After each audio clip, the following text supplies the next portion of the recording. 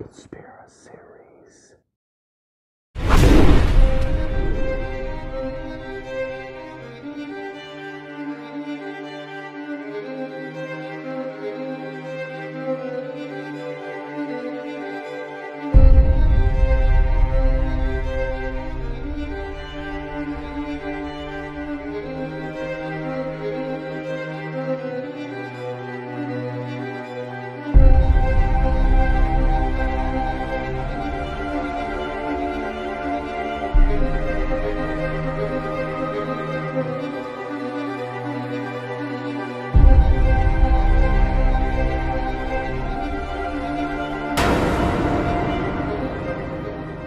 What's going on, ladies and gentlemen? I am back.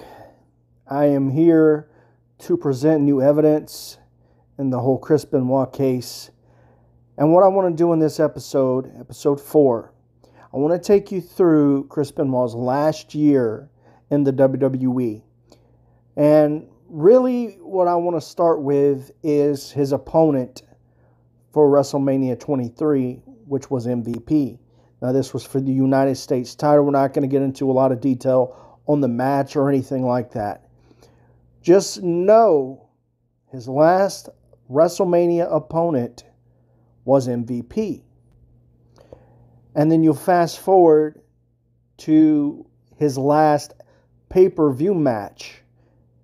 And see, that people might get confused here and say, wait, wasn't Vengeance Night of Champions? That was supposed to be his last match. No, I'm talking what his actual last pay-per-view wrestling match was. And that was Judgment Day 2007 against MVP. And I want to show you a couple of things when it comes to Judgment Day 2007. First of all, we're going to look at the date Judgment Day took place. So here you see Judgment Day, May 20th, 2007. This was one day before Chris Benoit's 40th birthday. The last pay-per-view he wrestled on one day before his birthday. I want to show you something interesting, and we're going to go back to Eddie Guerrero, and we're going to look at the last pay-per-view he wrestled at. And we're going to look at the date on that. So I typed in Eddie Guerrero last WWE pay-per-view. No Mercy 2005.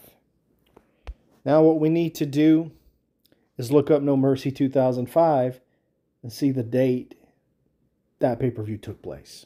No Mercy 2005. As you can see right down here, it says the date was October 9th, 2005. So I want to show you what October 9th actually is. This is Eddie Guerrero's Wikipedia page. Eduardo Gory Guerrero. October 9th, 1967. That's the day he was born. So his last pay-per-view match was on his birthday. And one little detail I forgot to show you guys. The place where No Mercy 2005 was held. See there, it says location Toyota Center. I forgot to point that out earlier.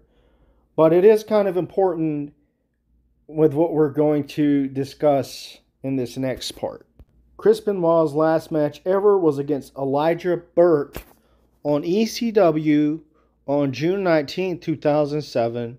The pair wrestled in the semifinal of the ECW Championship Tournament after the title was vacated by Bobby Lashley when he was drafted to Raw. So I told you guys, MVP was Chris Benoit's last WrestleMania opponent and his last pay-per-view opponent at Judgment Day 2007, May 20th, 2007, the day before Chris Benoit's 40th birthday. And a lot of you might not know, but MVP's real name is Alvin Antonio Burke Jr. Like I just showed you, Chris Benoit's last televised opponent, last TV opponent on ECW was Elijah Burke. So when you look at those two names, it's the same last name. Burke. And when I figured this out, I said, I wonder if there's some kind of meaning to that name, Burke. Because it's pretty strange that his last WrestleMania opponent, his last pay-per-view opponent, and his last TV opponent all have the same last name. So why don't we look at the definition of Burke? One more thing. Look at MVP's birthday here.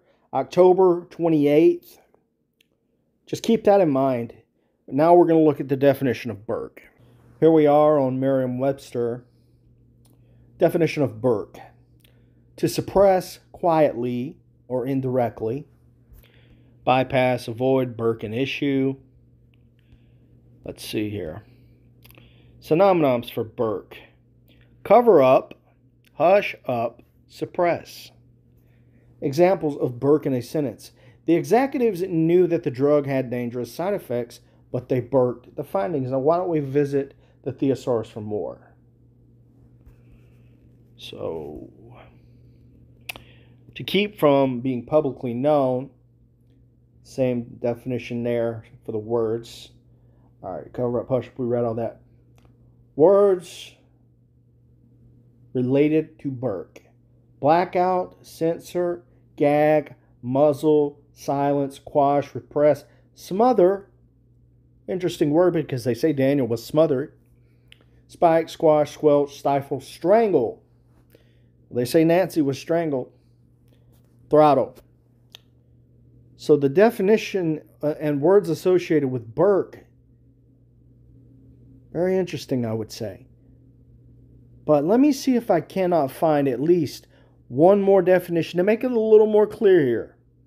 Just so we're perfectly clear on what this word means. Definition of Burke. And this is obviously on dictionary.com.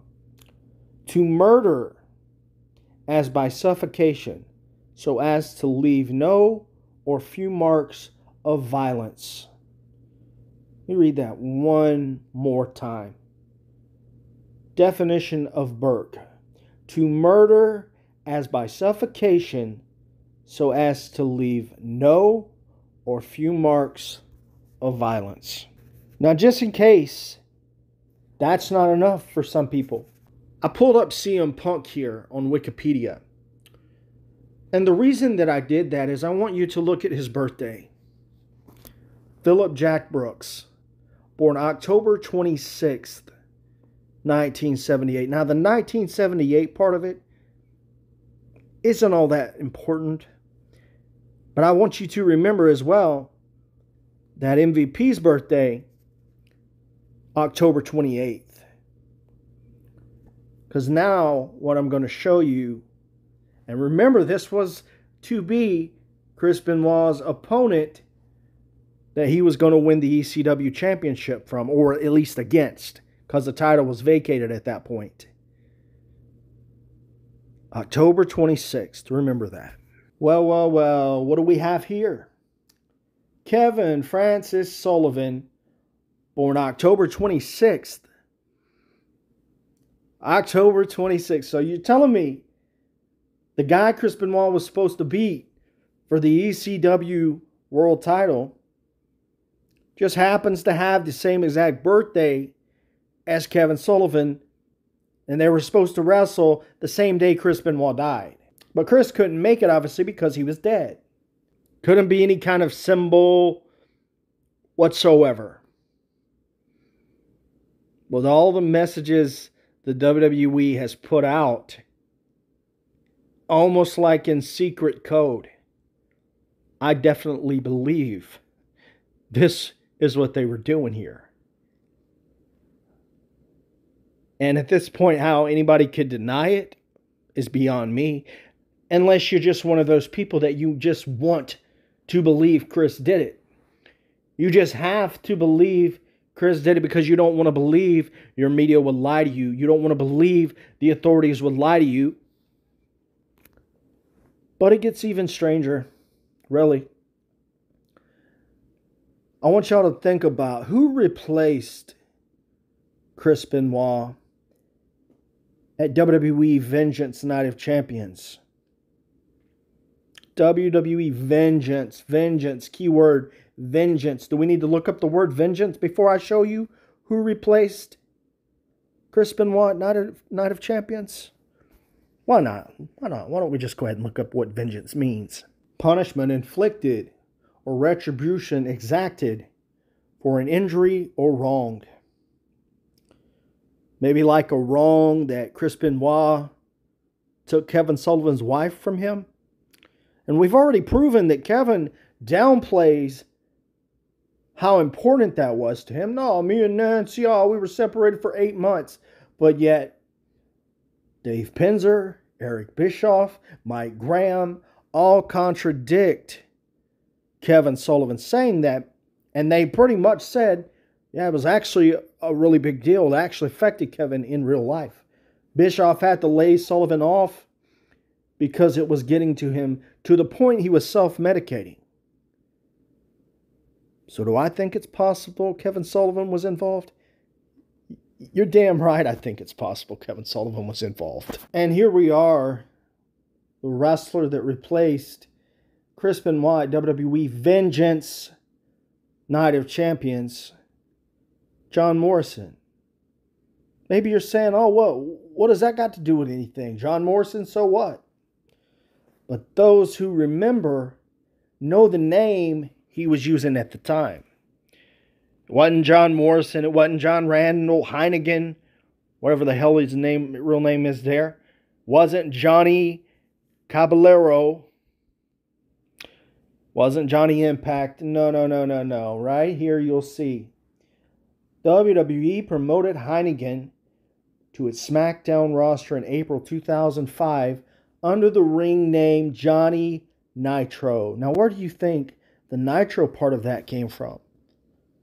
WCW. WCW Monday Nitro. He came out to the Monday Nitro theme. If you were around back then, you would know this. So that's a WCW reference. Basically, Chris Benoit was replaced at WWE Vengeance Night of Champions by WCW Nitro. Now, who was the head booker, the head writer for WCW Monday Nitro? Was that Kevin Sullivan?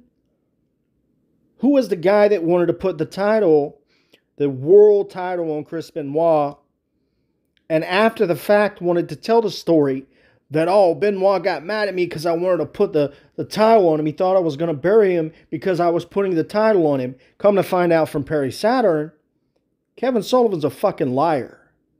Kevin had been burying Perry Saturn and Chris Benoit in WCW on Monday Nitro, but had been burying the fuck out of them to the point that Perry had to call Eric Bischoff, the boss, and get him to overturn Kevin Sullivan's decisions of booking Benoit as Saturn like shit.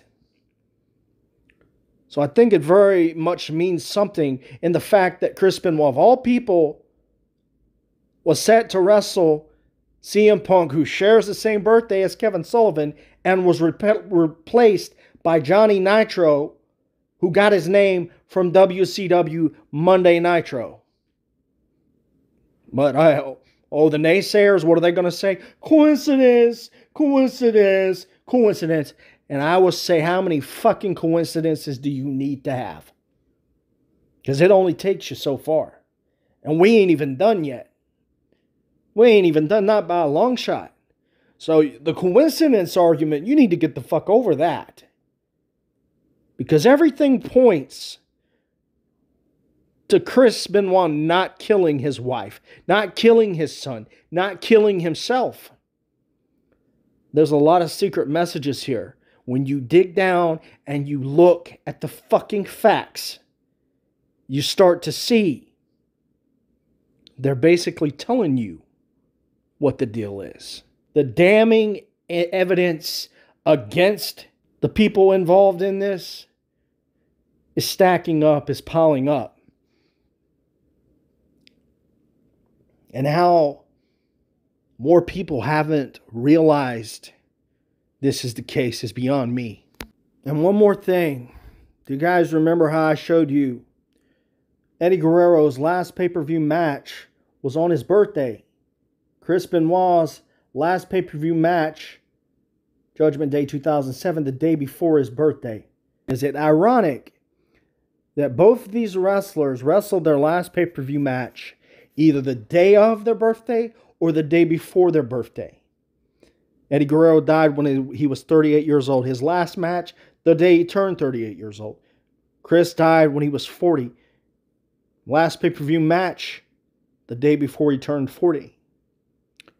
And is it also ironic that where Chris Benoit was set to face CM Punk at Vengeance Night of Champions was held in the exact same arena of Eddie Guerrero's last pay-per-view match?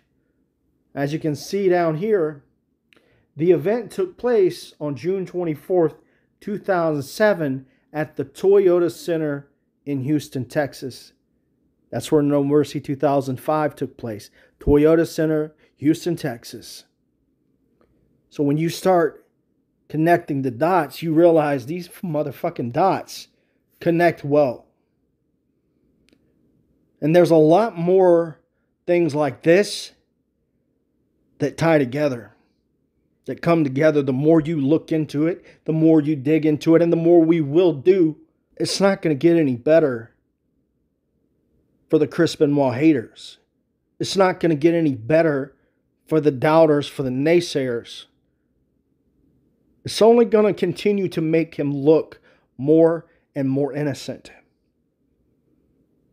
You know, the fact that Kevin Sullivan, being the liar that he is, why lie?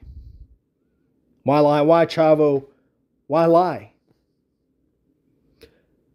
And speaking of Chavo, since we're already here at this point where I can pretty much transition into it, I'm going to end this episode with another contradiction, straight up contradiction, from Chavo Guerrero.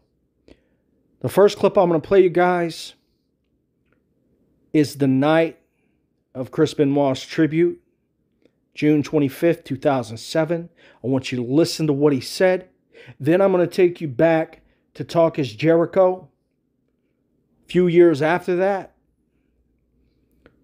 And I want you to listen to the complete change of the story.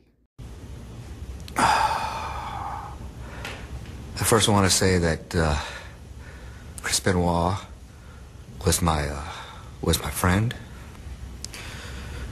if not my best friend. He was part of my family, the Guerrero family. To tell you how close he was to my family, to me, the morning that I found Eddie, when Eddie died, the first one I called was Chris Benoit. So now I'm sitting here with my brother dying basically in my arms, going, I was in shock. I was like in shock. And then I had to go back to my room and call people. I'm like, well, I didn't know who to call. Who did you call? I'm like, who do I call? I think I called home. I'm freaking out. I'm like, oh my God. So I called Fit Finley. Like, why Fit and not Dean or Chris? Well, I didn't want to wake up Chris. Fit was an agent. Yeah. So I wanted him to get the word to, what's going on, to Vince and everybody. I don't have Vince's cell phone, I'm not like you. I wasn't the champ. So he goes around and makes some, I get some calls, and all of a sudden I'm in my hotel room just sitting on the bed like what the heck just happened? And then I get a call from Chris. And then I get a call from Chris. And then I get a call from Chris. Benoit goes, hey, where are you? I'm downstairs. We're supposed to meet at 8 o'clock to go work out and eat breakfast. And I'm like, Chris, sit down. Are you sitting down? He goes, yeah. So I told Chris. So what did I tell you? On one hand, at the tribute show, June 25th, 2007, he said that he called Chris first. He called Chris. But then years later on Talk Is Jericho, Chris called him. Two completely different versions. So he can't get his story straight. He don't know what he's talking about. And no one should believe anything that this man says, seeing as he's the last one to see Eddie alive. And he was at Chris's house the weekend before Chris died. One of the last people to see Chris. Definitely one of the few that knew Chris's new address. which was 130 Green Meadow Lane, Fayetteville, Georgia. So keep that in mind. I want to thank you guys for watching, and be looking out for episode 5. I appreciate your patience. Thank you for the support. See you guys later.